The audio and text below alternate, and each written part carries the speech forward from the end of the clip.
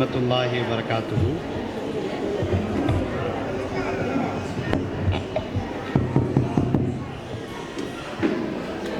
அல்ஹம்துலில்லாஹ் வஸ்ஸலாத்து வஸ்ஸலாமு அலா ரசூலில்லாஹ். எல்லா புகழும் எல்லாம் வல்ல அல்லாஹ் ஒருவனுக்கே உரித்தாகட்டுமாக. அவனுடைய அருளும் கருணையும் நாயகம் ஸல்லல்லாஹு அலைஹி வஸல்லம் அவர்களின் மீதும் அவர்களின் உற்ற தோழர்களான சத்திய சஹாபாக்கள் மீதும் அவர்களை பின்பற்றி நடக்கக்கூடிய நம் அனைவரின் மீதும் உண்டாகட்டுமாக. கண்ணியத்திற்குரிய பெற்றோர்களே, தாய்மார்களே, இந்த வருடத்தினுடைய கிராஜுவேஷன் டே சிறப்பான முறையில் நடைபெற்று கொண்டிருக்கிறது. இந்த விழாவின் வழியாக உங்களை சந்திப்பதில் மிக்க மகிழ்ச்சி. அல்ஹம்துலில்லாஹ். ஸ்டூடெண்ட்ஸ், அதாவது உங்களுடைய பிள்ளைகள் கேஜி பீரியட் முடிந்து பிரைமரி ஃபர்ஸ்ட், செகண்ட், தேர்ட் என்று சொல்லப்படக்கூடிய அந்த பிரைமரி பீரியடுக்கு வருகிறார்கள்.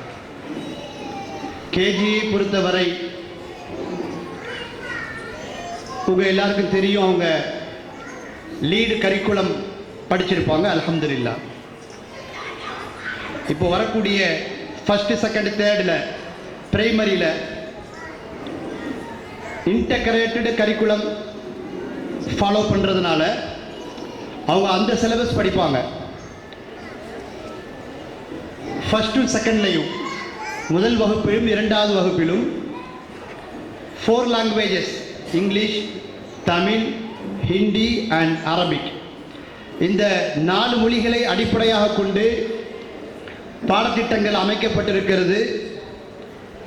அதை அவர்கள் படிப்பார்கள். இதனுடைய விளைவாக முதலாம் வகுப்பு முடிக்கும் போது சென்டென்ஸ் ஃபார்மிங், வாக்கியங்கள் உருவாக்கும் அளவுக்கு அவர்கள் முன்னேறி இருப்பார்கள்.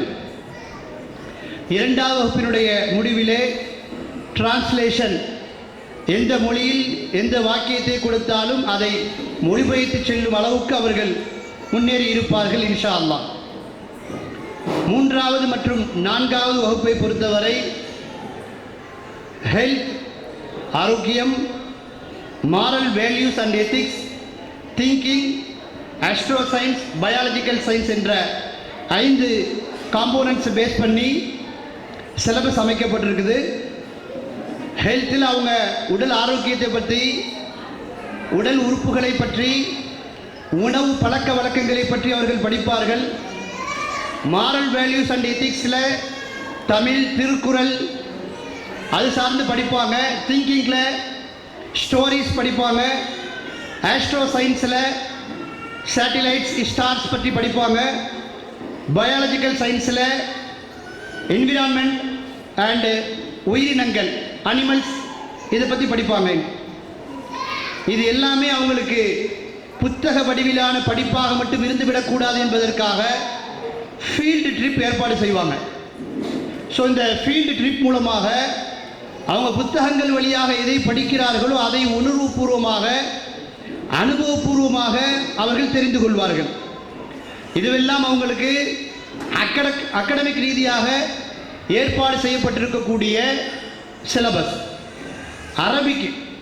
அரபிக்கை பொறுத்தவரை எல்கேஜியில் மிஃப்தாஹுல் குர்ஆனில் சுக்கூன் பாடம் வரைக்கும் அவங்க படிப்பாங்க. யூகேஜியில் மிஃப்தாஹுல் குர்ஆனை கம்ப்ளீட் செய்து நாதிரத்துல் குர்ஆனை பார்த்து வரக்கூடிய அந்த லெவலுக்கு அவர்கள் வருவார்கள். அதுபோக கேஜியில் அவர்களுக்கு ஆதாபுல் அக்ல் வ ஷுருப், சாப்பிடுவது மற்றும் குடிப்பதனுடைய ஒழுக்கங்கள், ஆதாபுல் நௌம், தூக்கத்தினுடைய ஒழுக்கங்கள், ஆதாபுல் ஹலா, கழிவறை ஒழுக்கங்கள், அல் அதபு மஅன்னாஸ், மக்களில் ஒவ்வொருவரோடும் பேண வேண்டிய ஒழுக்கங்கள், பெற்றோரோடு பேண வேண்டிய ஒழுக்கங்கள், சகோதர சகோதரிகளோடு பேண வேண்டிய ஒழுக்கங்கள், பெரியவர்களோடு, வயதில் மூத்தவர்களோடு பேண வேண்டிய ஒழுக்கங்கள், இது மாதிரியான ஒழுக்கங்களை பற்றி அவர்களுக்கு கற்பிக்கப்பட்டிருக்கிறது. லிசானுல் குர்ஆன் என்ற புத்தகத்தின் மூலமாக 250க்கும் மேற்பட்ட வெக்காபுலரிஸ் அவர்களுக்கு கற்றுக் கொடுக்கப்பட்டிருக்கிறது. தாரீகுல் அம்பியா, நபிமார்களுடைய வரலாறு என்ற அடிப்படையில் 8 நபிமார்களுடைய வரலாறுகள் அவர்களுக்கு கற்றுக் கொடுக்கப்பட்டிருக்கிறது.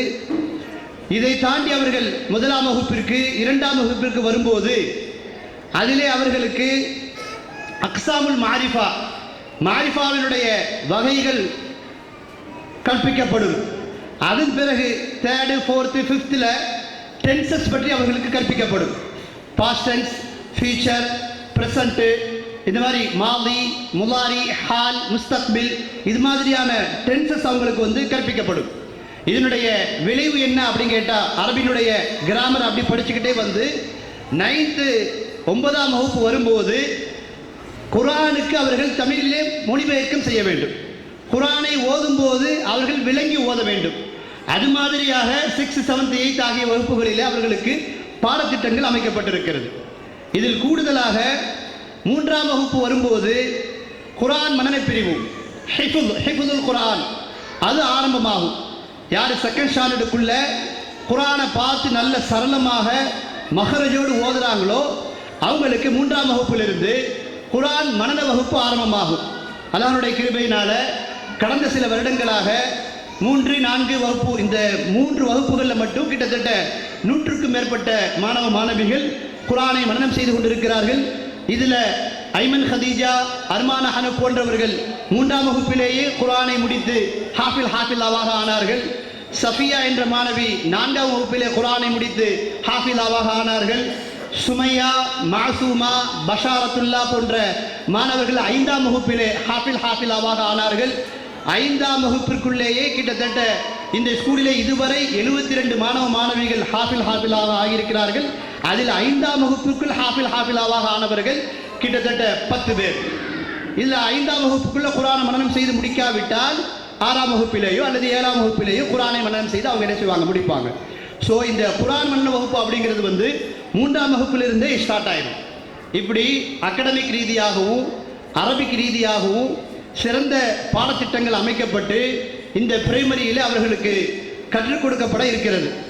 இதில் 100% ரிசல்ட் வேணும் அப்படின்னா பேரண்ட்ஸ் புறத்திலிருந்து 100% சப்போர்ட், ஒத்துழைப்பு வேணும்.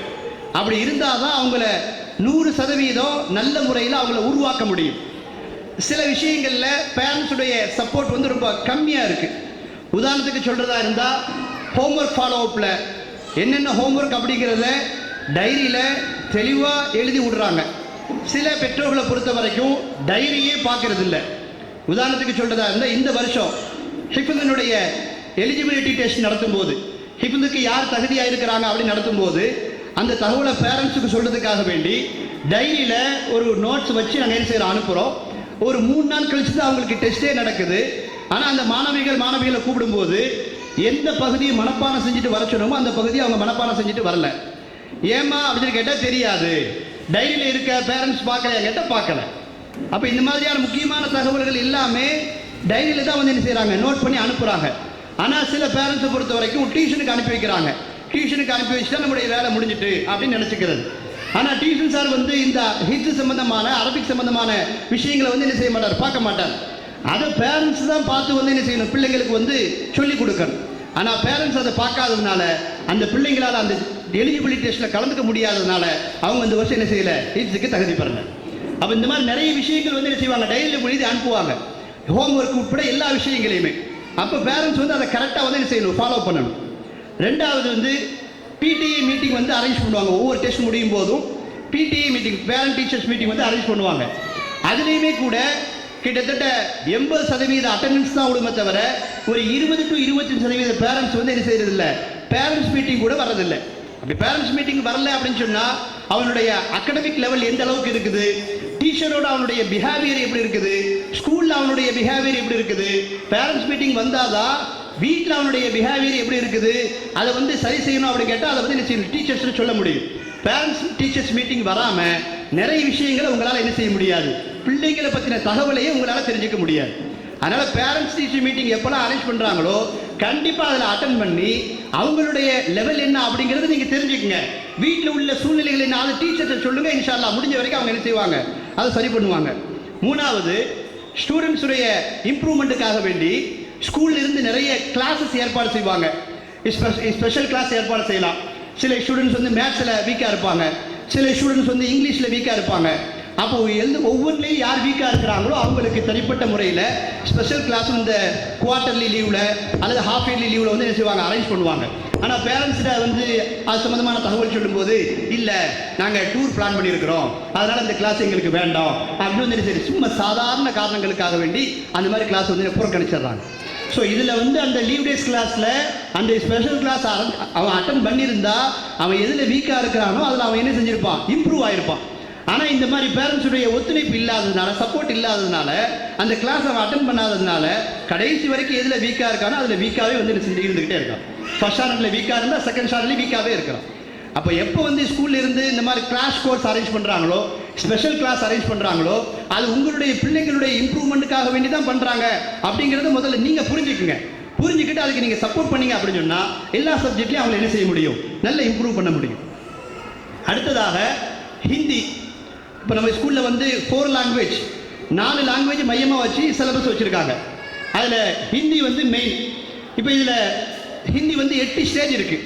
இந்த 8 ஸ்டேஜ் யார் கம்ப்ளீட் பண்ணுறாங்களோ, யார் முடிக்கிறாங்களோ அவங்களுக்கு தான் வந்து இந்த ஹிந்தி பண்டிட் அப்படின்னு ஒரு பட்டம் வரும்.